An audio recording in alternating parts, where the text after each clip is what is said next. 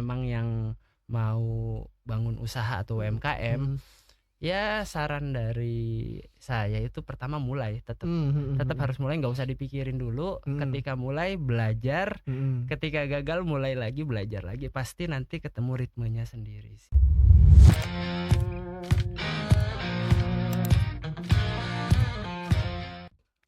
Oke, selamat datang di Jembatan Mimpi Media. Hari ini kedatangan tamu spesial.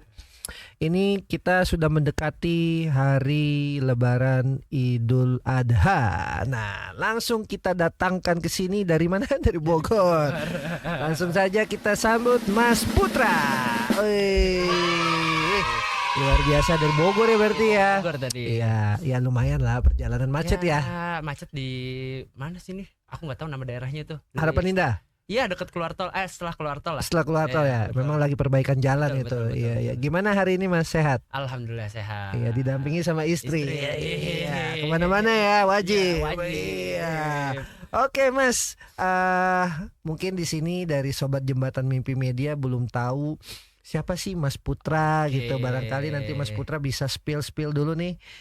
Siapa sih Mas Putra? Boleh Mas? Oke. Santai aja ya Mas ya. Ini nggak di interview yang aneh-aneh kok. Oke, silakan. Oke. Perkenalkan, nama saya Ulu Alba Putra. Saya tinggal di Bogor. Saya adalah salah satu pengelola usaha Kurbandong. Kurbandong ini adalah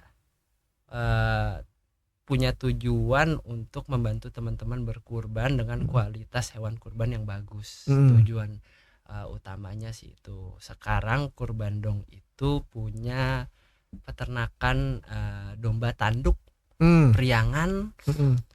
Ada sekitar kurang lebih 180 ekor domba rawatan penggemukan. Gitu. Nah, bedanya apa sih domba penggemukan itu? Nah, domba penggemukan ini sudah dirawat di kandang Kurbandong itu sekitar kurang lebih 6 bulan. Itu dengan pakan yang kita pilih,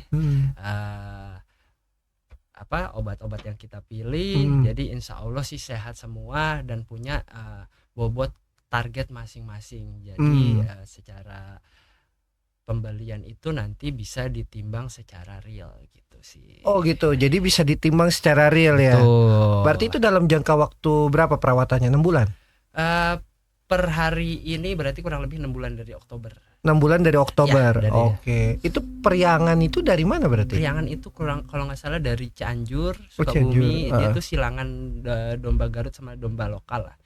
Jadi bedanya domba Garut sama domba lokal itu kan, domba Garut itu yang ada ya kupingnya keong, tanduknya lebih gede. Nah kalau domba priangan itu tanduknya lebih kecil, ada kuping yang lebar gitu. Oh iya, menarik Mas. Sebelum saya bahas lebih lanjut lagi, boleh tahu nggak backgroundnya Mas ini apa sebenarnya? Kok tiba-tiba langsung jualan ternak kambing, ternak sapi? Boleh dijelasin dulu. Background saya kuliah itu rekayasa perangkat lunak. Oke. Kuliah perikanan. Jauh ya. 6 tahun kuliah perikanan, terus lulus kuliah saya sempat kerja di bagian inventory PPIC di Pulau Sambu di sana. Di mana tuh? Di Riau. Ya, di Pulau Sambu. Iya. Terus sempat buka usaha travel lokal. Balik lagi ke Malang buka usaha travel lokal karena waktu itu pas kuliah sukanya main-main aja. Jadi pengen punya usaha yang main-main. Beneran setahun aja keluar dari usaha travel itu. Saya jadi sales mobil. Oh, awalnya sales mobil. Setelah dari sales mobil dapat tawaran untuk ngelola usaha di pesantren. Nah, terus sebenarnya titiknya tuh kenapa saya buka Kurbandong itu di ketika ngelola usaha di pesantren ini.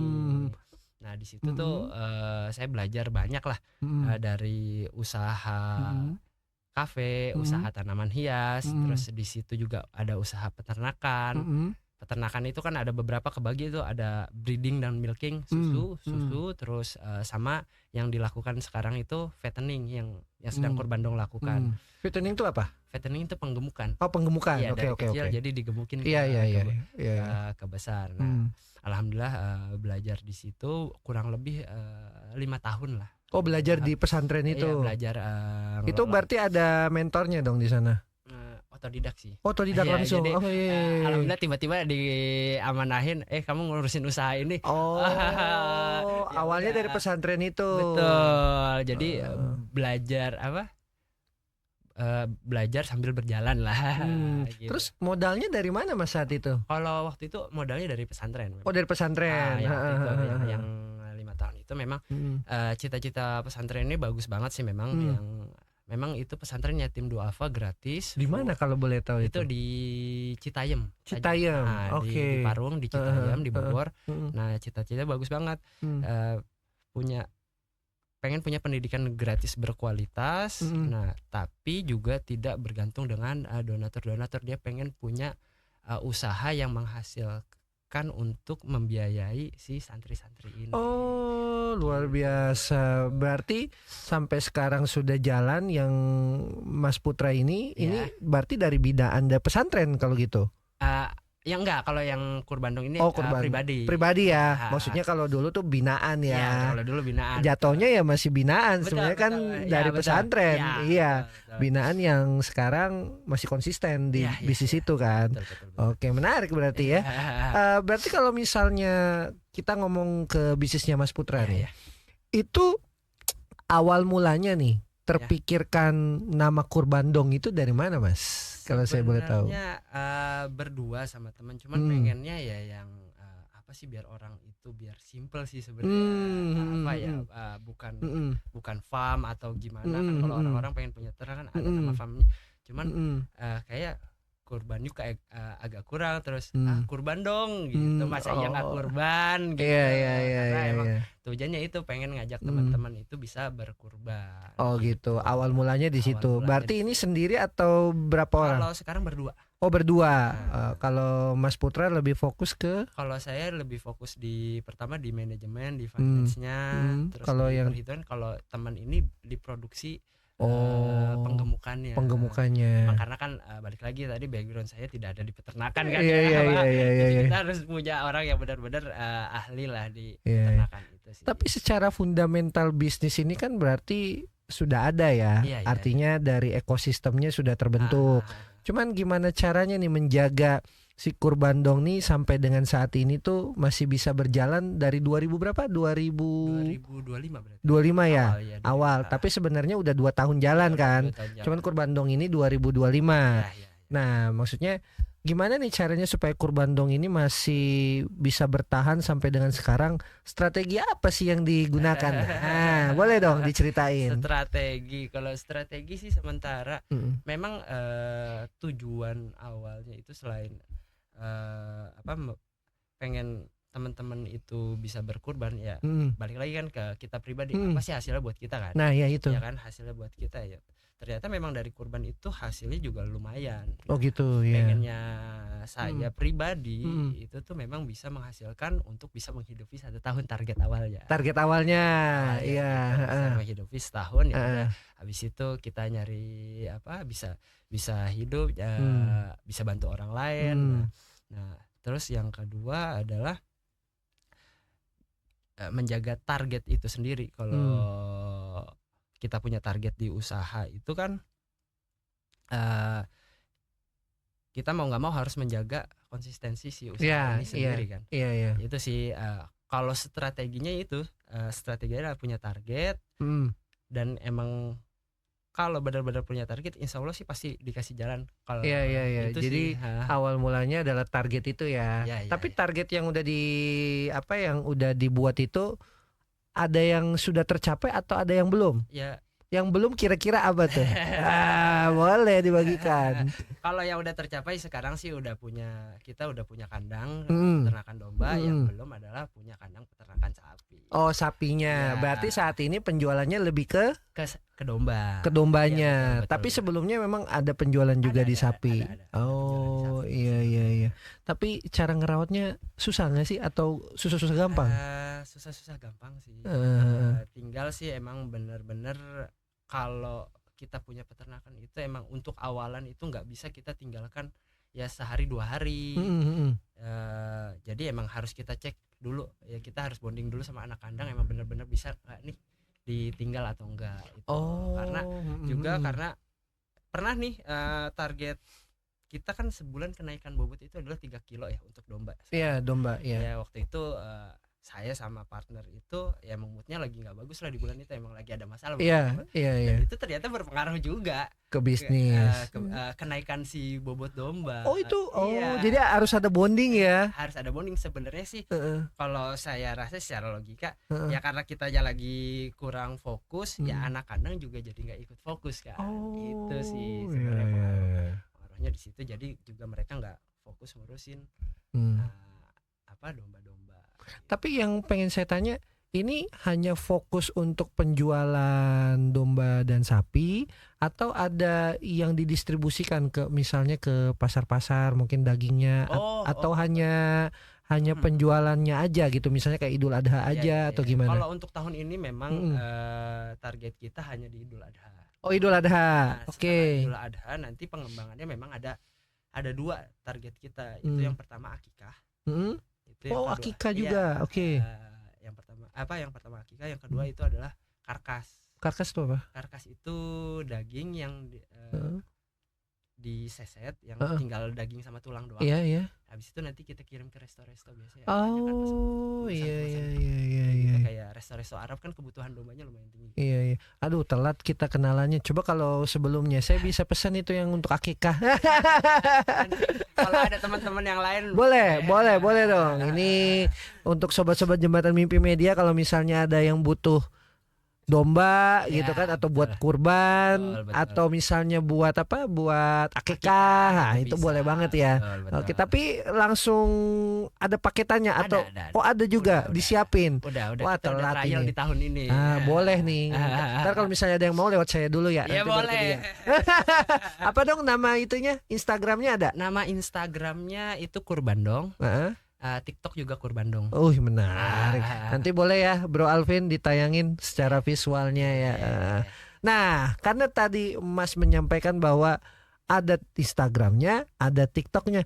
Gimana cara pemasarannya kok bisa bertransformasi ke digital? Nggak semua orang loh Mas yang pemasarannya itu melalui Instagram atau melalui TikTok, bahkan melalui Google Maps aja hanya beberapa orang kan gitu. Kebanyakan orang kan langsung datang aja gitu ke kandangnya. Nah, gimana caranya Mas terpikirkan kayaknya kita harus strateginya melalui digital? Kok bisa kepikiran tuh? Awalnya dari mana Mas? Awalnya ya pertama kita lihat emang mau nggak mau di zaman sekarang itu harus kita terjun ke dunia digital sih kayaknya. Sekarang ya. Sekarang itu mau nggak mau harus belajar, terus kan informasi terutama informasi itu lebih cepat sekarang itu ke handphone kan. Iya betul, karena HP itu udah kayak hari-hari gitu. Kita ketinggalan handphone aja udah pusing sekarang kan. Iya bener.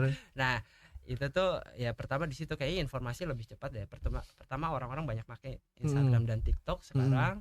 Nah terus Maps juga buat orang lebih percaya kan kalau ada Mapsnya sekarang itu aja sih. Terus untuk kalau pengembangan dari sosial medianya itu sih kalau kita sih masih belajar. Belajar gimana caranya biar bisa nge-reach banyak, belajar masih nge-ads juga. Kayak gitu sih. Tapi menarik sih, udah followernya udah berapa ya di Instagram? 10.000 ya? Belum ya. Kemarin dilihat 10.000. Kalau di TikTok kalau nggak salah 900-an ya. 900 ya. Tapi kalau di Instagram baru 300-an. 300-an. Tapi terbaik sih. Udah ada kepikiran buat mikir spend money, keluarkan duit buat di digital. Iya. Nah, karena kan nggak semua orang itu berani, apalagi Mas ini kan di peternak sapi dan domba. Iya. Mau ngeluarin spend money-nya ke sana gitu. Nggak banyak. Nggak banyak ya. Iya, malah kebanyakan ya dia cuman buka Konvensional, ya udah, habis itu udah selesai ya udah gitu. Jadi ibaratnya tuh kayak nggak apa ya, dia tuh nggak cuman jualannya itu pada saat Idul Adha aja. Nah terkadang di situ kebanyakan itu sih orang. memang emang buat jangka panjang juga kalau saya pribadi ngelihat juga bagus lah kalau buat branding di sosial media itu. Jadi memang harus tahapannya kan pelan-pelan, nggak bisa langsung loncat. Tapi ada nggak ketika Mas sudah bikin sosial media itu ada yang kecantol mau beli gitu Ada. dengan nominalnya kan jutaan, gimana caranya ngebuat mereka itu kok percaya bisa mau mau transfer ke Mas yang belum ketemu siapa Masnya, track recordnya seperti apa, gimana tuh caranya? Kayak contoh 2 hari lalu lah emang ada yang nyantol dari Instagram. Oh iya. Dia mau beli domba ukuran kalau nggak salah 30 kilo lah. 30 kilo, oke. Jadi domba kita yang buat 30 kilo ini sekarang target bobot sekarang ini kurang lebih kemarin itu di 28 kilo. Cuman kan kita punya target di 30 kilo. Ya udah. Kita jelaskan apa adanya ke konsumen. Ini domba sekarang yang target 30 kilo itu bobotnya 28 kilo.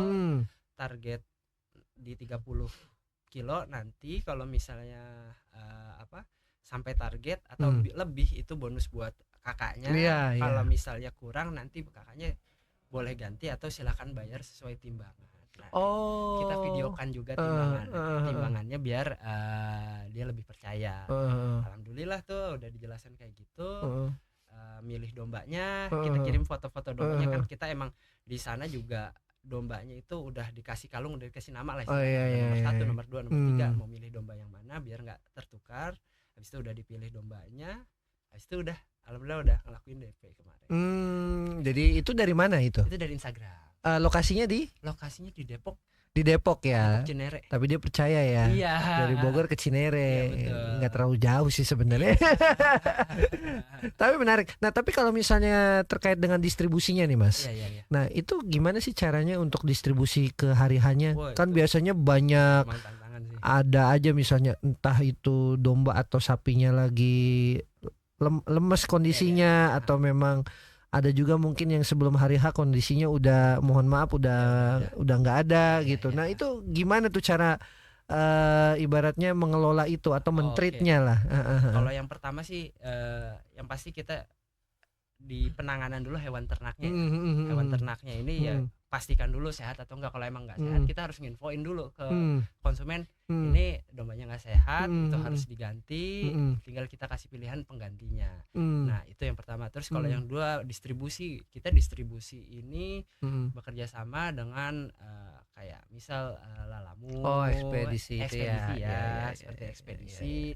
Itu ya kita kumpulin satu kepalanya. Habis itu kebutuhan kita ada berapa mobil, itu udah kita kontrak biar mereka bisa langsung mendistribusikan. Ya menarik. Mas, sebelum kita lanjut lagi boleh kalau haus silakan minum. Kita minum dulu ya. Cuman ini belum ada logonya nih, barangkali sponsor ntar masuk. Silakan masuk sponsor. Oke. Menarik Mas dari ceritanya Mas Putra tadi. Tapi kalau misalnya kita lihat dari segi pemasaran Mas saat ini, apalagi kondisi lagi kurang membaik ya, terus daya beli lagi turun. Betul. Secara finansial tuh gimana Mas? Kalau dari penjualannya Kurbandong ini untuk saat ini, apakah dari segi penjualan tuh ternyata lebih banyak dari tahun kemarin atau 2 tahun yang lalu, atau tahun ini ada sedikit peningkatan kalau menurut pandangan Mas? Malah kalau tahun ini sih jauh lumayan meningkat ya. Mau meningkat malahan? Jauh meningkat karena alhamdulillah kita sudah dapat kurang lebih pesanan itu sekitar 840. 840 apa nih? Ekor apa? Domba. Sapinya? Sapinya belum. Oh, dombanya yang malah kenceng ya? Iya. Karena kita juga selain retail juga fokus kepada namanya perusahaan-perusahaan. Jadi yang di kandang Gunung Wangun BTW kandangnya itu ada namanya di Gunung Wangun, di atas bukit kandang. Di atas bukit. Iya. Kalau misalnya mau ke sana bisa. Bisa. Lewat mana? Bisa nantinya arahnya ke BNR. Bogor BNR. Nirwana Residen. Oh, Bogor Nirwana Residence. Iya. Tapi mobil bisa lewat. Bisa banget. Oh, oke. Ya, dan itu tadi lanjut kemana yang pesanan tadi itu kita alhamdulillah udah dapat pesanan 800 ekor itu. Kita buka kandang lagi di daerah Ciseeng untuk ngelola pesanan itu sih. Oh, iya.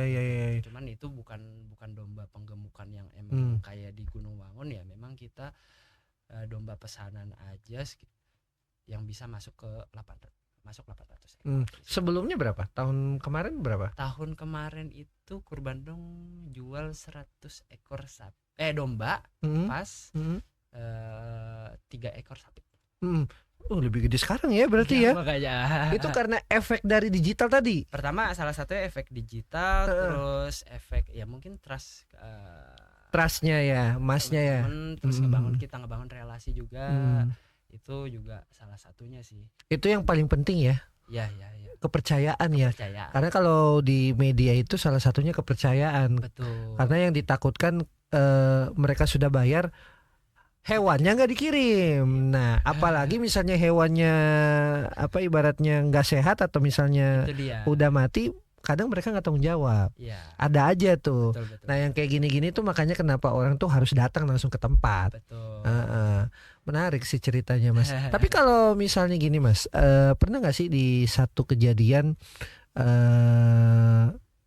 Mas itu secara finansial itu penjualannya tuh agak kurang atau crash gitu, atau ada masalah di internalnya Mas dengan timnya Mas, akhirnya bermasalah nih di hewan-hewannya, operasionalnya Mas. Pernah nggak sih dalam kejadian itu atau pernah mengalami kerugian nggak sih? Kalau di Kurbandong alhamdulillah sejauh ini sih belum. Cuman memang kalau di peternakan karena sebelumnya sih udah pernah.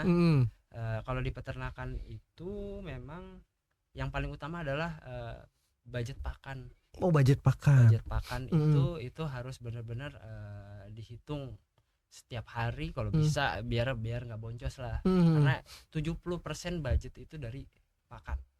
70% itu budget dari berapa? 70% biaya operasional itu ada di pakan. Ada di pakan ya. Itu kan harus selama 6 bulan tuh.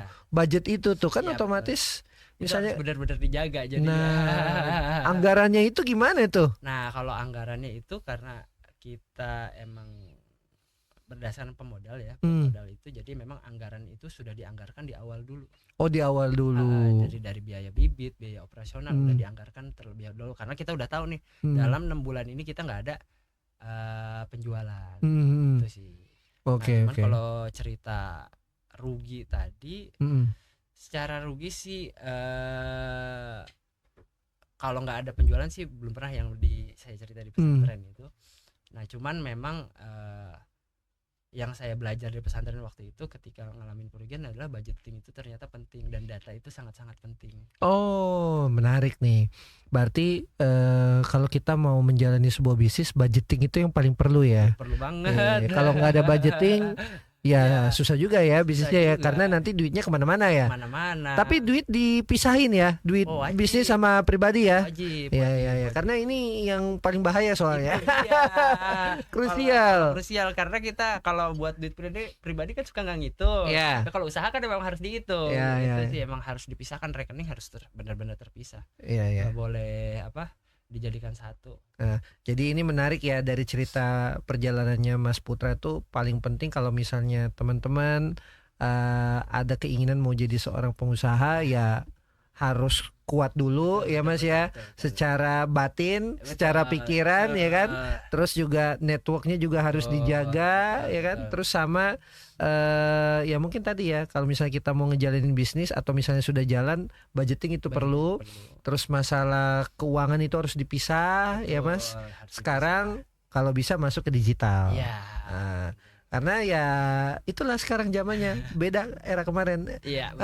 Karena saya juga ini termasuk nekat juga di media. Betul, makanya kita mau menjembatani UMKM, apa salah satunya Kurbandong nih kan. Barangkali dari teman-teman ada yang butuh domba ya, domba buat kurban, silakan banget. Waktunya masih ada 1 bulan lagi.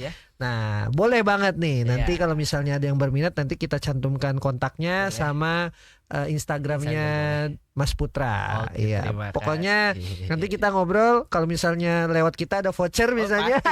Pasti nanti ada. Nah, nanti kita ngobrol-ngobrol. Iya, betul. Pokoknya semoga lancar terus Mas ya. Amin. Karena sekarang kan kondisi ini lagi kurang bagus. Ya, Apalagi bahan bakar lagi naik, tapi Iya. untungnya bukan Pertalite sama Pertamax. ya itu dia. Iya, tapi mempengaruhi yang bisnis yang lain. Betul. Nah, itu salah satunya adalah ekspedisi nih, pengiriman. Semoga, makanya itu doa aku pas apa Selat Hormuz kemarin itu kan naik deh. Ya untung sih masih yang naik itu kan yang turbo sama Iya, Pertamina Dex ya. Dex ya. Tapi kalau misalnya ada yang minta sapi bisa ya? Bisa. Ini mau di spill harganya atau startnya dari berapa deh kalau domba? Startnya aja. Kalau domba itu start dari 2.300.000. 2.300.000 ya. Kalau sapi itu mungkin startnya itu mulai dari 23 jutaan. 23 jutaan. Ya. Oke, nah ini startnya ya. Nanti kalau mau nego-nego bisa. Bisa. Aman aja. Aman, Yang penting jangan terlalu jauh banget. Iya. Oke, Mas, ini karena waktu juga dari Siap. tadi operator udah ngasih limit waktu ya Gak kan. kerasa ya. Gak kerasa ya, udah mau 30 menit. Nah, Betul. biasanya sebelum kita menutup percakapan kita yang luar biasa ini, kita kan memang ada fokus untuk ngebangun 1000 UMKM, Oke. Mas. Nah, di sini kan ada yang sudah berjalan bisnisnya atau masih perintis. Iya. Nah, bagi-bagi mereka nih, mereka kalau yang nonton kayak gini kan buat jadi inspirasi mereka nih, Mas. Iya. Nah, kira-kira ada nggak pesan-pesan yang mau dibagikan ke teman-teman?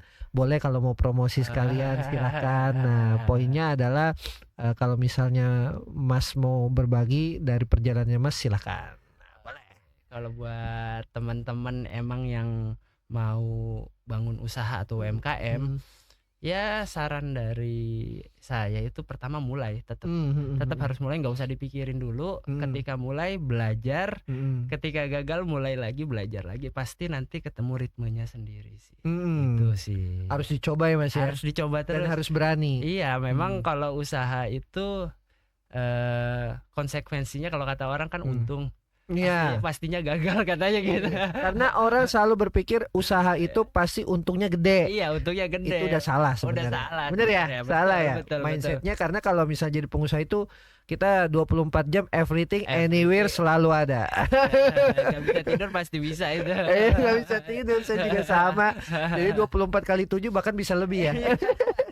Aduh, sakit pun kita harus kerja. Harus mikirin anak-anak. Luar biasa ya. Iya. Oke, menarik Mas. Mungkin ada lagi yang mau Oke. disampaikan? Untuk teman-teman yang mau berkurban bisa hubungi kita di Kurbandong, nanti kontak bisa tulis di sini ya. Boleh. Ya.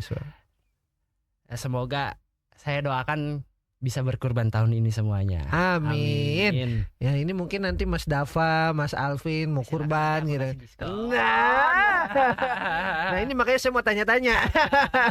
Oke, menarik Mas Putra. Terima kasih atas kedatangannya. Saya lagi sekali lagi terima kasih banyak Mas Putra dan juga istri terima kasih banyak udah diundang ke sini. Iya, udah jauh-jauh dari Bogor mau ke sini. Jadi ya inilah tempat kita seala kadarnya. Keren. Yang penting kita bisa berbagi dan juga bermanfaat. Terima kasih Mas Putra. Semoga berkah selalu, lancar selalu, dan jualannya makin banyak. Amin. Terima kasih Mas Putra. Saya closing. Saya Rigal Powalo. Selamat datang di Jembatan Mimpi Media.